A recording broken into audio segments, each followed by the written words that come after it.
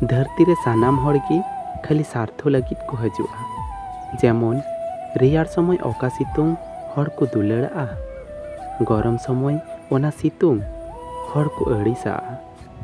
ओंकागे हड़ हों आया स्वार्थो तीना दिन आम ठेन उना दिन गी ताहेना।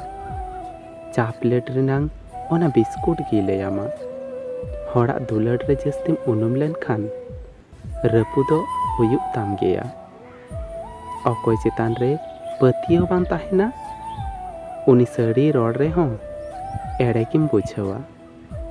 आर अकोय चेतान रे आमा पतियो ताहेना उनी जहाँ तीना एड़े रोड रे हों सरी मेनेत लेकाम बुझावा। आर नवागी आमा जतो खन मारांग गलती। जीवन रे दुख इमाñ हड़िñ नामेत कोवा, मेनखान दुख बुझाव लेकान हड़ बाñ नाम लेद कोवा।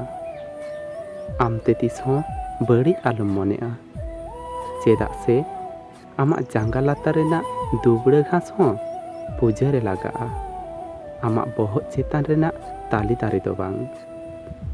धरती रे जतो खन नरम जिनिस हुयुग काना हड़ा मन, ओका रपुत लगी धीरी दो बांग लागाआ। हड़ा बारिया गान बड़ी कथा की जथेष्टो। साहित आबुआ हड़मोय चलावदा, ओंकागे पतियावे चलावदा आबुआ सगै। साहित चाबा माने हड़मो चाबा आर पतियाव चाबा माने सगै चाबा। कथा रोड लगित अक्तो रेना तो बांग दरकारोआ, दरकारोआ इच्छा रेनांग। आम अकोय जस्तिम दुलड़िया उनी आम उन्ना दुर्बले मनेयामा। नवागी सरी कथा काना। पैसा ताहेलेन खान हड़ेम किरिñ दाड़ेया आर पैसा बांग ताहेलेन खान हड़ेम चिन्हाव दाड़ेया। जहाय दुलड़ लेगायम आम राग हुयुग ताम गेया। हुई दाड़ेया जतो हड़ सामांग रे दो बांग, एकला ᱧᱩᱛ ओड़ा रे। हड़ सब समय सरी दुलड़ गी को कुसिया, मेनखान एड़े हड़ा दुलड़ रे को झलिया।